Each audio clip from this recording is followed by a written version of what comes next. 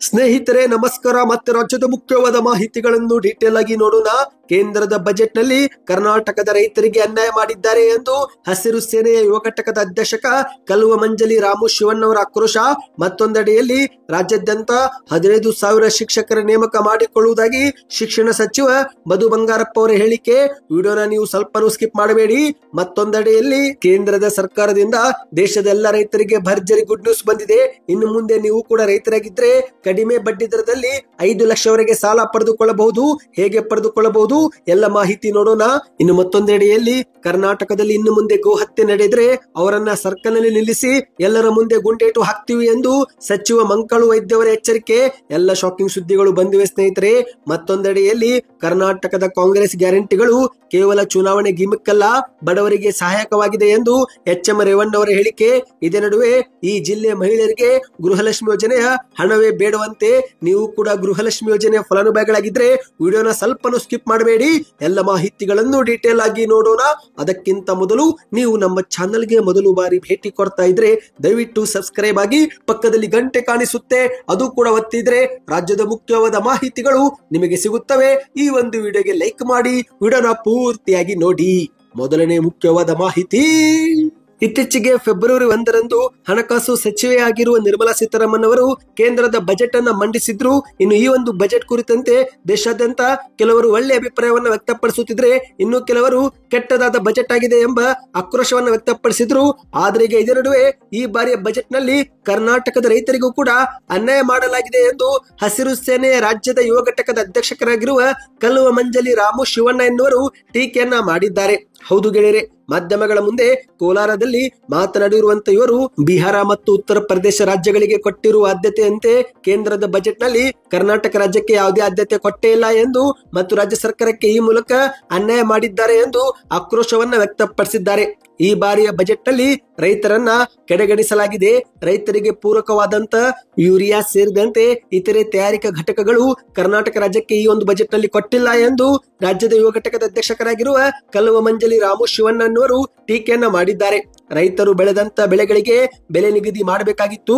ರೈತರಿಗೆ ಸಮಗ್ರ ನೀರಾವರಿ ಯೋಜನೆಗಳನ್ನು ಜಾರಿಗೆ ಮಾಡಬೇಕಾಗಿತ್ತು. ರೈತರಿಗೆ ಸಮಗ್ರ ಸಮರ್ಪಕ ವಿದ್ಯುತ್ ಯೋಜನೆಯನ್ನು ಬೆಳಗ್ಗೆ 6 ಗಂಟೆಯಿಂದ ಸಂಜೆ 6 ಗಂಟೆವರೆಗೆ ಕೊಡುವಂತ ಒಂದು ವಿದ್ಯುತ್ ಯೋಜನೆ ಜಾರಿಗೆ ಮಾಡಬೇಕಾಗಿತ್ತು. ಇನ್ನು ರೈತರು ಬೆಳೆದಂತ ಬೆಳೆಗಳಿಗೆ ದೇಶಾದ್ಯಂತ ಕೃಷಿ ಮಾರುಕಟ್ಟೆ ವ್ಯವಸ್ಥೆಯನ್ನು ಜಿಲ್ಲಾವಾರು ಮಂಜೂರು ಮಾಡಬೇಕಾಗಿತ್ತು. ಇದರ ಜೊತೆಗೆ ದೇಶಾದ್ಯಂತ ಒಂದೇ ಬಾರಿಗೆ ಆನ್ಲೈನ್ ಮಾರ್ಕೆಟಿಂಗ್ ವ್ಯವಸ್ಥೆಯನ್ನು ಕೂಡ ಇವರು ಜಾರಿಗೆ ಮಾಡಬೇಕಾಗಿತ್ತು. ಇದೇನು ಕೂಡ ಬಜೆಟ್ ನಲ್ಲಿ ಮಾಡೇ ಇಲ್ಲ ಎಂದು ಕಿಡಿಕಾರಿದ್ದಾರೆ. ಇಂದು ಎಷ್ಟೋ ಜಾಗದಲ್ಲಿ ರೈತರ ಮಕ್ಕಳಿಗೆ ಹಾಗೂ ಯುವ ರೈತರಿಗೆ ಮದುವೆಯಾಗಲು ವಧುವೆ ಸಿಗುತ್ತಿಲ್ಲ.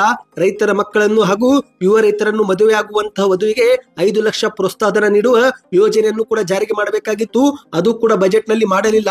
PM ಕಿಸಾನ್ ಸಮ್ಮಾನ್ ನಿಧಿ ಯೋಜನೆಯ ಹಣವು ಕೂಡ ಹೆಚ್ಚಳ ಮಾಡಲಿಲ್ಲ. ಒಟ್ಟಿನಲ್ಲಿ ರೈತರು ಇಟ್ಟಂತ ಬೇಡಿಕೆಗಳನ್ನ, ನಂಬಿಕೆಗಳನ್ನ ಈ ಬಾರಿ ಬಜೆಟ್ ನಲ್ಲಿ ನೀರು ಪಾಲು ಮಾಡಿಬಿಟ್ರು ಎಂದು ಮಾಧ್ಯಮಗಳ ಮುಂದೆ ಕಿಡಿಕಾರಿದ್ದಾರೆ. ನೀವು ಕೂಡ ರೈತರಾಗಿದ್ರೆ ನಿಮ್ಮ ಅನಿಸಿಕೆ ಏನು ಎಂಬುದನ್ನು ನೀವು ಕಮೆಂಟ್ ಮಾಡಿ. ಇನ್ನು ಎರಡನೇ ಮುಖ್ಯವಾದ ಮಾಹಿತಿಗೆ ಹೋಗೋಣ. ಶೀಘ್ರವೇ ರಾಜ್ಯಾದ್ಯಂತ 15,000 ಶಿಕ್ಷಕರನ್ನ ನೇಮಕ ಮಾಡಿಕೊಳ್ಳುವುದಾಗಿ ಶಿಕ್ಷಣ ಸಚಿವರಾಗಿರುವ ಮಧು ಬಂಗಾರಪ್ಪ ಅವರು ತುಮಕೂರು ಜಿಲ್ಲೆಯಲ್ಲಿ ಮಾಧ್ಯಮಗಳ ಮುಂದೆ ತಿಳಿಸಿದ್ದಾರೆ. ಹೌದು ಗೆಳೆಯರೆ, ನಮ್ಮ ಕಾಂಗ್ರೆಸ್ ಸರ್ಕಾರ ಅಧಿಕಾರಕ್ಕೆ ಬಂದ ಮೇಲೆ ಶಿಕ್ಷಣ ಇಲಾಖೆಯಲ್ಲಿ ಖಾಲಿ ಇದ್ದಂತ 13,500 ಶಾಲಾ ಶಿಕ್ಷಕರ ನೇಮಕಾತಿ ಈಗಾಗಲೇ ಮಾಡಲಾಗಿತ್ತು. ಈಗ ಮತ್ತೊಮ್ಮೆ ಹೊಸದಾಗಿ ಮತ್ತೆ 15,000 ಶಾಲಾ ಶಿಕ್ಷಕರ ನೇಮಕ ಮಾಡಿಕೊಳ್ಳುವುದಕ್ಕೆ ಕ್ರಮ ತೆಗೆದುಕೊಳ್ಳಲಾಗುತ್ತಿದೆ ಎಂದು ಶಿಕ್ಷಣ ಸಚಿವರಾಗಿರುವ ಮಧು ಬಂಗಾರಪ್ಪ ಅವರು ತಿಳಿಸಿದ್ದಾರೆ. ಹೌದು, ತುಮಕೂರು ಜಿಲ್ಲೆಯಲ್ಲಿ ಜಿಲ್ಲಾ ಪಂಚಾಯಿತಿ ಸಭಾಂಗಣದಲ್ಲಿ ಶಿಕ್ಷಣ ಇಲಾಖೆಯ ಪ್ರಗತಿ ಪರಿಶೀಲನಾ ಸಭೆಯಲ್ಲಿ ಮಾತನಾಡಿದಂತೆ ಇವರು, ಇಂದು ರಾಜ್ಯಾದ್ಯಂತ ಶಿಕ್ಷಕರ ಕೊರತೆಯನ್ನು ನೀಗಿಸಲು ನಾವು ಮತ್ತೊಮ್ಮೆ ಹೊಸದಾಗಿ ಶಿಕ್ಷಕರ ನೇಮಕಾತಿ ಮಾಡಿಕೊಳ್ಳುತ್ತಿದ್ದೇವೆ. ಖಾಲಿ ಇರುವ ಶಿಕ್ಷಕರ ಹುದ್ದೆಗಳನ್ನ ಹಂತ ಹಂತವಾಗಿ ಭರ್ತಿ ಮಾಡಿಕೊಳ್ಳುತ್ತೇವೆ ಎಂದು ತಿಳಿಸಿದ್ದಾರೆ. ಇಂದು ರಾಜ್ಯದ ಸರ್ಕಾರಿ ಶಾಲೆಗಳಲ್ಲಿ ಕ್ಷೀಣಿಸುತ್ತಿರುವ ಮಕ್ಕಳ ಸಂಖ್ಯೆಯನ್ನು ಮತ್ತಷ್ಟು ಹೆಚ್ಚಿಸಲು ನಾವು ಹಲವಾರು ಕಾರ್ಯಕ್ರಮಗಳನ್ನು ರೂಪಿಸಿ ಅನುಷ್ಠಾನಕ್ಕೆ ತಂದಿದ್ದೇವೆ. ಶಾಲೆಗಳಲ್ಲಿದ್ದಂತಹ ನ್ಯೂನತೆಗಳನ್ನು ಕೂಡ ಸರಿಪಡಿಸಲಾಗಿದೆ. ಇಂದು ಶಾಲೆಗಳಲ್ಲಿ ಹೆಚ್ಚಿನ ಸಂಖ್ಯೆಯಲ್ಲಿ ವಿಜ್ಞಾನ ಲ್ಯಾಬ್ಗಳನ್ನು ಕೂಡ ಮಂಜೂರು ಮಾಡಿದ್ದೇವೆ. ಸರ್ಕಾರಿ ಶಾಲೆಗಳಲ್ಲಿ ಖಾಲಿ ಇರುವ ಶಿಕ್ಷಕರ ಹುದ್ದೆಗಳಿಗೂ ಕೂಡ ಈಗ ತಾತ್ಕಾಲಿಕವಾಗಿ ಅತಿಥಿ ಶಿಕ್ಷಕರನ್ನ ನೇಮಕ ಮಾಡಿಕೊಳ್ಳುತ್ತೇವೆ. ಇದರಿಂದ ವಿದ್ಯಾರ್ಥಿಗಳ ಸಂಖ್ಯೆ ಹೆಚ್ಚುತ್ತೆ ಎಂದಿದ್ದಾರೆ. ಸರ್ಕಾರಿ ಶಾಲೆಗಳಲ್ಲಿ ಗುಣಾತ್ಮಕ ಶಿಕ್ಷಣವನ್ನು ನೀಡಲು ನಾವು ಮಧ್ಯಾಹ್ನದ ಬಿಸಿ ಊಟ, ಉಚಿತ ಸಮವಸ್ತ್ರ, ಉಚಿತ ಪುಸ್ತಕ, ಉಚಿತ ಶೂ ಸೇರಿದಂತೆ ಮತ್ತಿತರ ಸೌಲಭ್ಯ ಕೊಡುತ್ತಿರುವುದು ಮಾತ್ರವಲ್ಲದೆ ಇಂದು ಶಾಲೆಗಳನ್ನು ಕೂಡ ಕೆಪಿಎನ್ ಶಾಲೆಗಳನ್ನಾಗಿ ಮೇಲ್ದರ್ಜೆಗೇರಿಸುತ್ತಿದ್ದೇವೆ.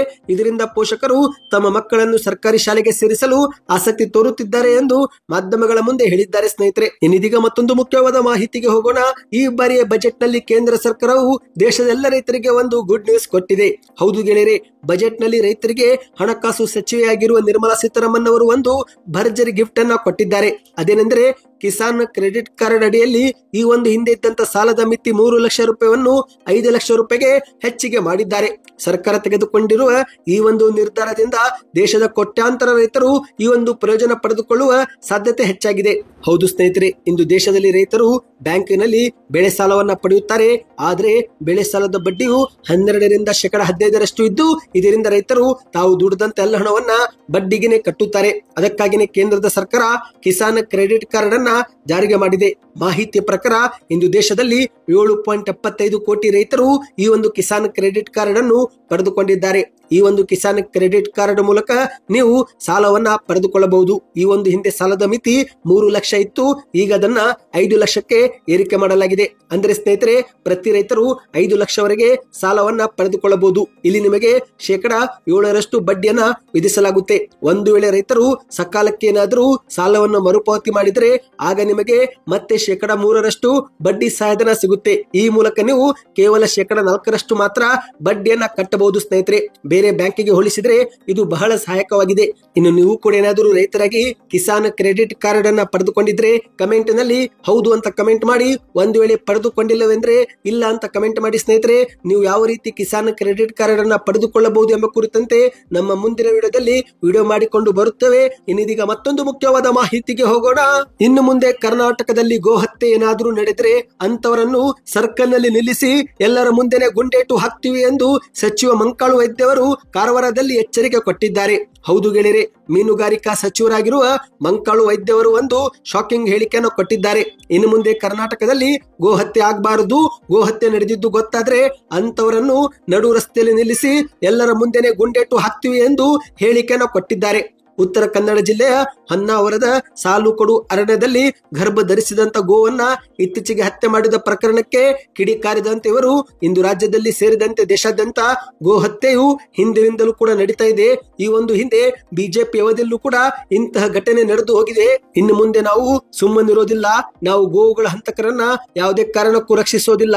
ಆರೋಪಿಗಳನ್ನು ನಾವು ಬಂಧಿಸಿ ಅವರಿಗೆ ಕಠಿಣ ಶಿಕ್ಷೆ ಕೊಡುತ್ತೇವೆ. ಇನ್ನು ಮುಂದೆ ಯಾವುದೇ ಕಾರಣಕ್ಕೂ ಗೋ ಕಳ್ಳತನ, ಗೋ ಹತ್ಯೆ ಆಗಬಾರದು.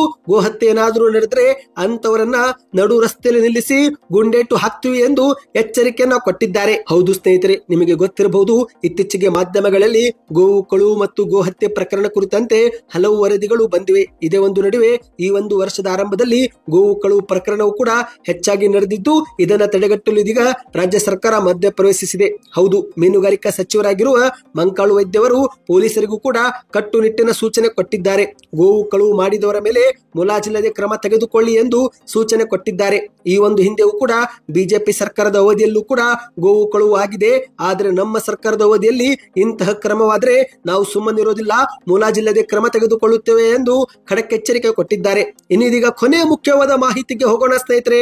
ಅದಕ್ಕಿಂತ ಮೊದಲು ನೀವು ನಮ್ಮ ಚಾನೆಲ್ಗೆ ಇದುವರೆಗೆ ಸಬ್ಸ್ಕ್ರೈಬ್ ಆಗಿಲ್ಲವೆಂದ್ರೆ ಸಬ್ಸ್ಕ್ರೈಬ್ ಮಾಡಿ ಮತ್ತು ಈ ಒಂದು ವಿಡಿಯೋಗೂ ಕೂಡ ಲೈಕ್ ಮಾಡಿ. ಇನ್ನಿದೀಗ ಮತ್ತೊಂದು ಮುಖ್ಯವಾದ ಮಾಹಿತಿಗೆ ಹೋಗೋಣ ಸ್ನೇಹಿತರೆ.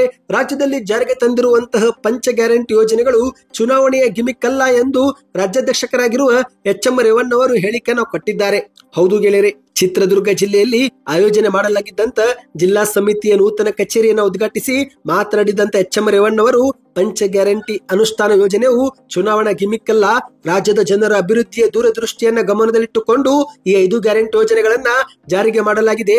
ಯಾವುದೇ ಕಾರಣಕ್ಕೂ ಈ ಗ್ಯಾರಂಟಿ ಯೋಜನೆಗಳು ನಿಲ್ಲುವುದಿಲ್ಲ ಎಂದು ಗ್ಯಾರಂಟಿ ಯೋಜನೆಗಳ ಅನುಷ್ಠಾನ ಪ್ರಾಧಿಕಾರದ ಅಧ್ಯಕ್ಷರಾಗಿರುವ ಎಚ್.ಎಂ. ರೇವಣ್ಣವರು ಹೇಳಿಕೆಯನ್ನು ಕೊಟ್ಟಿದ್ದಾರೆ. ಇಂದು 5 ಗ್ಯಾರಂಟಿ ಯೋಜನೆಗಳ ಮೂಲಕ ಪ್ರತಿ ಕುಟುಂಬವು 5,000 ರೂಪಾಯಿವರೆಗೆ ಹಣವನ್ನು ಉಳಿತಾಯ ಮಾಡಿಕೊಳ್ಳುತ್ತಿದೆ. ಇದರ ಅರ್ಥ ಪ್ರತಿ ಕುಟುಂಬದ 5,000 ರೂಪಾಯಿ ಸರ್ಕಾರವೇ ಖರ್ಚು ಮಾಡ್ತಿದೆ ಎಂದು ಹೇಳಿಕೆಯನ್ನು ಕೊಟ್ಟಿದ್ದಾರೆ. ರಾಜ್ಯ ಸರ್ಕಾರದ ಈ 5 ಗ್ಯಾರಂಟಿ ಯೋಜನೆಗಳಿಗಾಗಿ ವರ್ಷಕ್ಕೆ 60,000 ಕೋಟಿ ರೂಪಾಯಿ ಖರ್ಚು ಮಾಡ್ತಾ ಇದೆ. ಯಾವುದೇ ಪಕ್ಷ ಭೇದವಿಲ್ಲದೆ ಪ್ರತಿ ವಿಧಾನಸಭಾ ಕ್ಷೇತ್ರದಲ್ಲಿ ವರ್ಷಕ್ಕೆ 240 ಕೋಟಿ ರೂಪಾಯಿ ಅಧಿಕವಾಗಿನೇ ಕೊಡ್ತಾ ಇದೆ. ಅಂದ್ರೆ ಪ್ರತಿ ತಿಂಗಳಿಗೆ 20 ಕೋಟಿ ರೂಪಾಯಿಯಷ್ಟು ಹಣವನ್ನು ನೇರವಾಗಿ ಫಲಾನುಭವಿಗಳ ಖಾತೆಗೆ ಜಮೆ ಮಾಡಲಾಗುತ್ತಿದೆ ಎಂದು ಹೇಳಿಕೆಯನ್ನು ಕೊಟ್ಟಿದ್ದಾರೆ. ಇದರ ನಡುವೆ ಮಾತನಾಡುವಾಗ ಒಂದು ಶಾಕಿಂಗ್ ಹೇಳಿಕೆಯೂ ಕೂಡ ಕೊಟ್ಟಿದ್ದಾರೆ. ಅದೇನೆಂದ್ರೆ ಉತ್ತರ ಕನ್ನಡದಲ್ಲಿ 2,500 ಮಹಿಳೆಯರಿಗೆ ಗೃಹಲಕ್ಷ್ಮಿ ಯೋಜನೆಯ ಹಣವೇ ಬೇಡವಂತೆ. ಹೌದು ಗೆಳೆಯರೆ, ರಾಜ್ಯ ಸರ್ಕಾರ ಜಾರಿಗೆ ತಂದಿರುವ ಜನಪ್ರಿಯ ಯೋಜನೆ ಆಗಿರುವ ಗೃಹಲಕ್ಷ್ಮಿ ಯೋಜನೆ ಹಣವು ನಮಗೆ ಬೇಡವೆಂದು ಉತ್ತರ ಕನ್ನಡ ಜಿಲ್ಲೆಯ 2,500 ಮಹಿಳೆಯರು ನಮಗೆ ಲಿಖಿತವಾಗಿ ತಿಳಿಸಿದ್ದಾರೆ ಎಂದು ಮಾಧ್ಯಮಗಳ ಮುಂದೆ ಎಚ್.ಎಂ. ರೇವಣ್ಣವರು ಹೇಳಿದ್ದಾರೆ. ರಾಜ್ಯದಲ್ಲಿ ಕೇವಲ ಉತ್ತರ ಕನ್ನಡ ಜಿಲ್ಲೆ ಮಹಿಳೆಯರು ಮಾತ್ರ ಈ ರೀತಿ ನಮಗೆ ಬರೆದು ಕೊಟ್ಟಿದ್ದಾರೆ ಎಂದು ಗ್ಯಾರಂಟಿ ಯೋಜನೆಗಳ ಪ್ರಾಧಿಕಾರದ ಅಧ್ಯಕ್ಷರಾಗಿರುವ ಎಚ್.ಎಂ. ರೇವಣ್ಣವರು ಹೇಳಿಕೆಯನ್ನು ಕೊಟ್ಟಿದ್ದಾರೆ. ಅಂದ ಹಾಗೆ ಸ್ನೇಹಿತರೆ, ನೀವು ಕೂಡ ಏನಾದರೂ ಗೃಹಲಕ್ಷ್ಮಿ ಯೋಜನೆ ಹಣ ಪಡೆದುಕೊಳ್ಳುತ್ತಿದ್ರೆ ಕಮೆಂಟ್ ನಲ್ಲಿ ಎಸ್ ಅಥವಾ ನೋ ಎಂದು ಕಮೆಂಟ್ ಮಾಡಿ. ಮಾಹಿತಿಯ ಪ್ರಕಾರ ಇದುವರೆಗೆ ಡಿಸೆಂಬರ್ ತಿಂಗಳ ಕಂತು ಹಲವರಿಗೆ ಜಮವಾಗಿಲ್ಲ.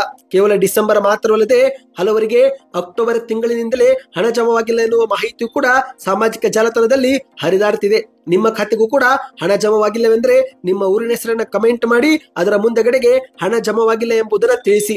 ಒಂದು ವೇಳೆ ಹಣ ಜಮವಾಗಿದ್ರೆ ನಿಮ್ಮ ಊರಿನ ಹೆಸರನ್ನ ಕಮೆಂಟ್ ಮಾಡಿ ಅದರ ಮುಂದಗಡೆಗೆ ಹಣ ಜಮವಾಗಿದೆ ಎಂಬುದನ್ನು ತಿಳಿಸಿ. ಇದರಿಂದ ಒಂದು ಉತ್ತಮ ಫೀಡ್ಬ್ಯಾಕ್ ಸಿಗುತ್ತೆ.